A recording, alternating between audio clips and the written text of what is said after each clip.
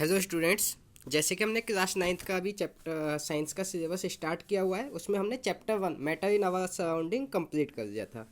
मैंने आपसे बताया था कि अब अगले लेक्चर में हम नया चैप्टर स्टार्ट करने वाले हैं। तो आज हम अपने इस लेक्चर में नया चैप्टर स्टार्ट करेंगे, चैप्टर 6, जिसका नाम है fundamental unit of life. Fundamental unit of life, ठीक है। ये बायोलॉजी का चैप्टर है, बायोलॉजी का चैप्टर 1 है। तो आज हम अपनी बेसिकली बायोलॉजी स्टार्ट करने वाले हैं क्लास नाइन्थ की, ठीक है। सो देखते हैं क्या स्टार्ट करना है इसमें, कैसे हम मतलब क्या है फंडामेंटल यूनिट ऑफ लाइफ, क्या इसमें हम पढ़ने वाले हैं। तो देखो, फंडामेंटल का मतलब होता है बिल्कुल बेसिक, यानी कि लाइफ की शुरुआत कहाँ से हुई उसके बारे में हमें पढ़ना है। हमारी जो लाइफ है, जो हम ह्यूमन बींग्स हैं या कोई भी एनिमल है या कोई भी प्लांट है, यानी कि हम कह सकते हैं लिविंग ऑर्गेनिज्म है, वो किस चीज़ से बना है, क्या क्या उसके अंदर होती हैं, क्या क्या प्रोसेस होती हैं उसके अंदर, वो सब इस चैप्टर में हमें पढ़ना है, ठीक है। बेसिकली हमें पढ़ना ये है कि उसकी यूनिट क्या है, लाइफ की यूनिट क्या है, किसकी वजह से लाइफ बनी है, वो हमें पढ़ना है। तो जैसे कि फर्स्ट पैराग्राफ में आपको दिख रहा होगा, our earth is inhabited by different kinds of living organisms who look very different from each other। हमारी जो अर्थ है, इस पर बहुत अलग अलग तरीके के लिविंग ऑर्गेनिज्म रहते हैं जो देखने में एक दूसरे से बिल्कुल अलग होते हैं, ठीक है। ह्यूमन बींग्स अलग हैं। अगर आप किसी एनिमल की, यानी कि जैसे लोयन लोयन की स्ट्रक्चर जो है कुछ अलग है, ह्यूमन बींग्स की स्ट्रक्चर अलग है, बफेलो की स्ट्रक्चर अलग है, काऊ की स्ट्रक्चर अलग है। प्लांट्स में सभी प्लांट्स की स्ट्रक्चर अलग अलग होती है, कोई टॉल प्लांट होता है, कोई डॉर्फ प्लांट होता है, तो वो देखने में भी एक दूसरे से अलग हैं। The bodies of living organisms are made up of microscopic units called cells। ये अलग अलग क्यों होते हैं, इसका रीजन है, क्या बताया है। The bodies of living organism, जो भी लिविंग ऑर्गेनिज्म है उनकी bodies are made up of microscopic units called sales.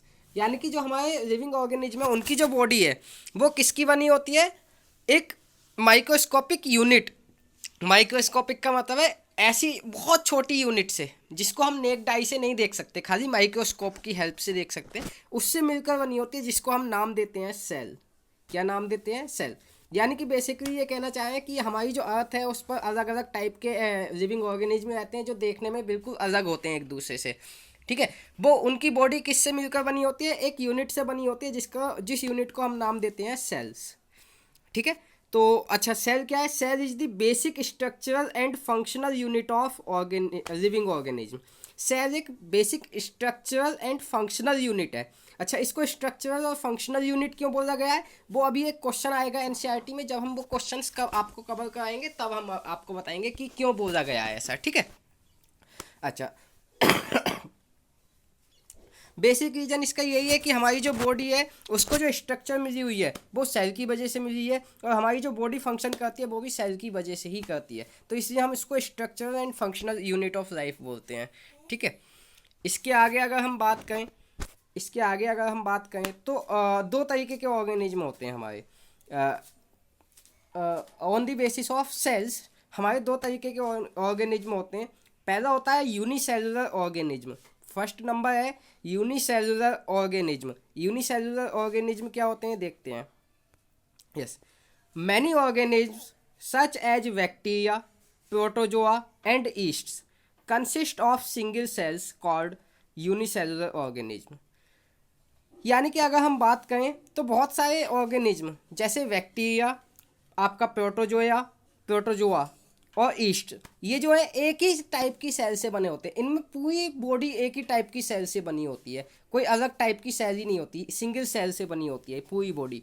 तो ऐसे ऑर्गेनिज्म को क्या कहते हैं, यूनिसेलुलर ऑर्गेनिज्म कहते हैं, ठीक है। अच्छा, एक चीज़ जो है, यूनिसेलुलर ऑर्गेनिज्म का मतलब क्या है, एक यूनि मतलब एक, सेलुलर मानी सेल, यानी कि उनकी पूरी बॉडी, यूनिसेलुलर ऑर्गेनिज्म जो होते हैं उनकी पूरी बॉडी एक ही तरीके की सेल से बनी होती है, उसको हम यूनिसेलुलर ऑर्गेनिज्म कहते हैं, ठीक है। इसके आगे इन्होंने दिया है that are capable of independent cell replication. वो अपनी बॉडी को अपने हिसाब से तोड़ने मरोड़ने में, यानी कि अपनी हिसाब से वो रेप्लिका अपनी तैयार कर लेते हैं, यानी कि अपने हिसाब से वो अपनी शेप को तैयार कर सकते हैं, ठीक है।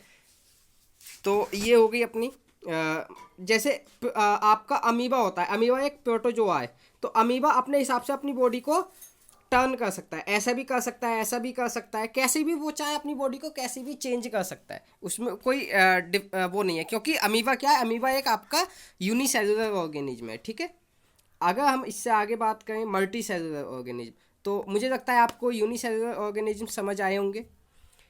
अगर नहीं आए हैं तो आप मुझसे डिस्कस कर सकते हैं, कॉल कर सकते हैं आप मुझे, ठीक है। इसके आगे है multi cellular organism. Multi cellular organism क्या होते हैं देखते हैं। The organisms that are composed of collections of cells that function in a coordinated manner with different cells specialised to perform the particular task. Yes, ये ऐसे organism होते हैं जो कलेक्शन ऑफ सेल्स से बने होते हैं। कलेक्शन ऑफ सेल्स का मतलब डिफरेंट टाइप की सेल्स से बने होते हैं। इनकी बॉडी में कई तरीके की सेल्स पाई जाती हैं, एक अकेली बॉडी में मैनी टाइप्स की सेल्स पाई जाती हैं, ठीक है। There are so many types of cells. अच्छा, ये हर एक तरीके की अलग अलग सेल्स क्यों पाई जाती हैं बॉडी में भाई? जब एक सेल से काम हो सकता है तो डिफरेंट टाइप्स की सेल्स क्यों पाई जाती हैं? तो उसका रीज़न है कि हर एक टास्क परफॉर्म करने के लिए, जैसे हम ह्यूमन बींग्स हैं, तो हम ह्यूमन बींग्स बहुत ही सेंसिटिव हैं, बहुत ही हम मतलब कहें तो अपना मतलब बहुत सारे फंक्शंस हम परफॉर्म करते हैं। तो अगर हमारी बॉडी एक ही तरीके की सेल से मिलकर बनी होगी तो हम डिफरेंट फंक्शंस नहीं कर सकते, एक ही तरीके का फंक्शन कर सकते हैं। तो एक तरीके की सेल एक ही तरीके का फंक्शन करने में हेल्पफुल होती है, ठीक है। लेकिन हम ह्यूमन बींग्स हैं तो हमें तरीके के फंक्शंस परफॉर्म करने होते हैं, ठीक है। कभी हाथ हिलाना है तो कभी खाना भी खाना है हमें, तो वो हमारे एक अलग अलग तरीके के सेल्स हमें फंक्शन प्रोवाइड कराते हैं भाई। खाना खाने के लिए अलग तरीके के सेल होते हैं, हाथ को हिलाने के लिए अलग तरीके के सेल होते हैं, यानी कि मूवमेंट कराने के लिए। तो हर एक तरीके में अलग अलग तरीके के सेल्स काम करते हैं, ठीक है। तो इसीलिए मल्टी सेलुलर ऑर्गेनिज्म में बहुत ही तरीके के सेल्स आपके पाए जाते हैं, ठीक है। और ये बहुत ही कोऑर्डिनेटेड मैनर में लगे होते हैं, ठीक है। इन्होंने यहाँ बताया भी है with different cells specialised to perform the particular task. हर एक तरीके की सेल को पता है कि उसको क्या काम करना है, ठीक है। जैसे हमारे डाइजेशन सिस्टम में जो सेल्स हैं उनको पता है कि हमें भाई खाना जो है वो जो खाना खाया गया है वो डाइजेस्ट करके देना है, बाकी उनका कुछ और काम नहीं है। हमारे जो नर्वस सिस्टम की सेल्स हैं उन्हें पता है कि हमारे ब्रेन को मैसेज थ्रू करना हमारा काम है, बाकी और कुछ काम नहीं है। तो ह्यूमन बींग्स में भी अलग अलग तरीके के सेल्स अलग अलग फंक्शंस करने के लिए फिक्स किए गए हैं, ठीक है, स्पेशलाइज्ड किए गए हैं। फॉर एग्जाम्पल, जैसे कि मैंने नीचे एग्जाम्पल दिया है, क्या दिया है एग्जाम्पल में, मैंने कहा है a human body is composed of more than 200 different kinds of cells. एक ह्यूमन बॉडी जो है 200 से ज़्यादा टाइप की सेल से मिलकर बनी होती है। क्यों? क्योंकि हमारी जो 200 जो हमारी बॉडी है वो 200 से ज़्यादा ही एक्शन करती है, बहुत ही सेंसिटिव होती है। 200 से ज़्यादा हमारी बॉडी फंक्शंस करती है, तो हम क्या बोलते हैं कि हमारी जो बॉडी है कि हमारी जो बॉडी होती है वो 200 से ज़्यादा फंक्शंस आपका परफॉर्म करती है। तो हमारी बॉडी में लगभग 200 से ज़्यादा सेल्स होते हैं, ठीक है। मैंने रीज़न बता दिया है आपको कि क्यों होती है इतनी ज़्यादा सेल्स, क्योंकि हमें बहुत सारे फंक्शन परफॉर्म करने होते हैं, हर एक फंक्शन के लिए अलग सेल आपको मिली होती है, ठीक है। अच्छा, इसके बाद मैंने कुछ डिफरेंस बताया यूनिसेलुलर और मल्टी सेलुलर ऑर्गेनिज्म में क्या क्या डिफरेंस है, तो देखते हैं। बहुत इंपॉर्टेंट है, ये डिफरेंस लिखने को आ सकता है आपके एग्जाम में, ठीक है। क्या है? An unicellular organism is represented by a single cell. एक यूनिसेलुलर ऑर्गेनिज्म की पूरी बॉडी किसकी बनी होती है? एक सिंगल सेल की बनी होती है। ये मैंने डेफिनेशन में ही लिखवा दिया। इसके आगे मल्टी सेलुलर में क्या है? A multi cellular organism consists of large number of cells. जो मल्टी सेलुलर ऑर्गेनिज्म की जो बॉडी होती है वो एक लार्ज नंबर ऑफ सेल की से मिलकर बनती है, ठीक है। अच्छा, इसके बाद all activities of the organism are performed by a single cell.